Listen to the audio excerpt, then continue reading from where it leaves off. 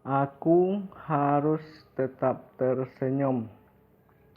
Novel karya Geoffrey, bagian 31. 10 hari sudah Parlan berada di rumah Pak Aminoto. Sekarang keadaan kesehatan Pak Aminoto sudah pulih dan Parlan mohon diri untuk kembali ke Simpang Telaga. Pak Aminoto nampaknya keberatan Parlan pulang ke Simpang Telaga karena ia masih ingin menyenangkan Parlan dengan mengajak Parlan jalan-jalan dulu di Jakarta. Bahkan ia berjanji akan mengajak Parlan ke Singapura. Namun Parlan mengaku ingin menyelesaikan pula urusannya di kampung. Maka dengan berat hati Pak Aminoto mengutus Pak Dadang supirnya untuk mengantarkan Parlan ke Simpang Telaga. Dengan demikian kembalilah Parlan ke Simpang Telaga dengan pundi-pundi keuangan yang sangat menyenangkan. Tentu ia tidak harus narik ojek lagi dan tidak juga harus mencari rumput kalau dia berada di desa Sukajadi, apalagi menjadi kernek bangunan, karena pundi-pundi yang dikumpulkannya dari Pak Kardo dan Pak Aminoto sudah cukup baginya untuk hidup mewah pun bisa dilakukan, karena yang didapatkan oleh Parlan tentunya tidaklah sama dengan pengobatan kampung yang dilakukan oleh orang-orang di kampung, karena pasien Parlan saat ini adalah orang-orang kelas atas yang memang butuh-butuh sekali akan pertolongannya. Kepada kawan-kawannya di Simpang Telaga, Parlan tidak menceritakan bahwa ia ke Jakarta dan ke rumah Pak Kardo mengobati orang sakit.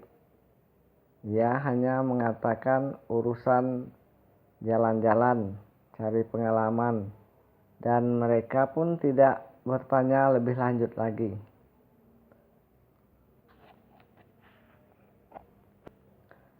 Puaslah jalan-jalannya, Lan. Mbak Lastri membuka pembicaraan sambil membawa segelas teh yang dipesan Parlan ketika ia sampai di warung Mbak Lastri sore itu.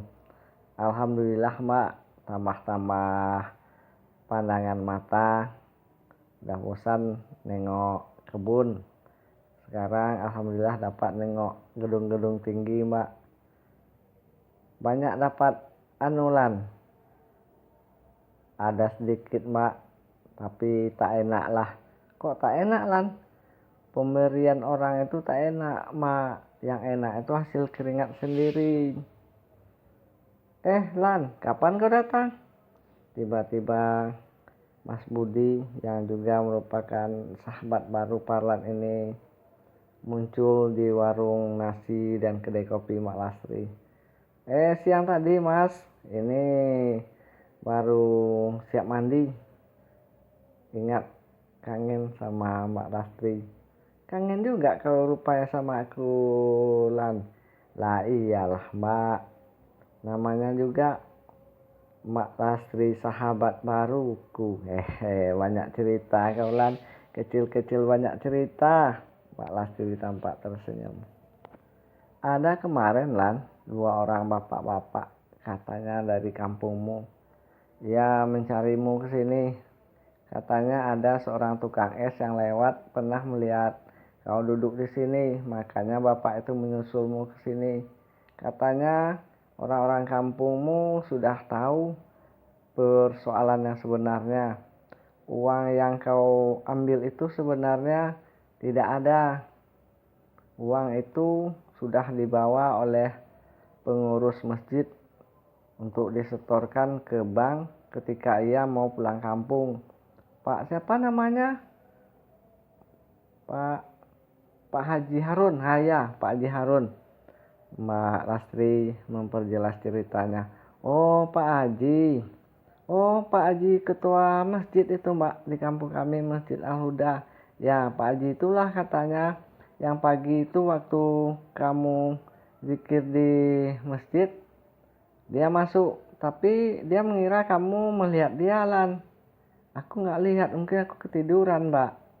Nah, itulah dia ngambil duit, tapi buru-buru karena mau pulang kampung. Dia tidak bilang dengan Pak siapa, Koko tuh, Jatmiko ya, Pak pengurus masjid itu, penjaga masjid, Pak Jatmiko. Bapak itu membawa uang itu menyetorkan ke bank sekalian pulang kampung. Beberapa hari yang lalu katanya bapak itu sudah datang kembali ke kampung, barulah cerita ini terbuka, Lan. Sekarang namamu sudah harum lagi, Lan. Benar, Mbak? Iya, masa aku bohong? Waduh, alhamdulillah. Nah, Mbak, nampak Allah menunjukkan jalan. Kalau kita tidak berbuat, ya tentu Allah akan membantu kita, Lan. Bersyukurlah, Lan. Persoalanmu sudah selesai. Ya, Mbak. Berarti aku sudah bisa masuk sekolah lagi. Oh ya, Mbak, aku sudah tidak sabaran. Aku mau ke kampung ya, Mbak. Hati-hati kau, Lan. Duduk dulu lah, Lan, jangan buru-buru. Cerita-cerita dulu, kata Mas Budi. Nampak santai saja. Lan, Mas ingatkan, jangan buru-buru. Kita belum tahu apakah ini benar atau tidak, perlu diselidiki. Setiap persoalan itu, Lan, setiap kabar itu, Lan, perlu dipikir masak-masak, perlu dipertimbangkan, perlu direnungkan. Jangan buru-buru. Iya ya, Mas. Kalau menurut Masmu ini, sebaiknya kamu itu istirahat dulu.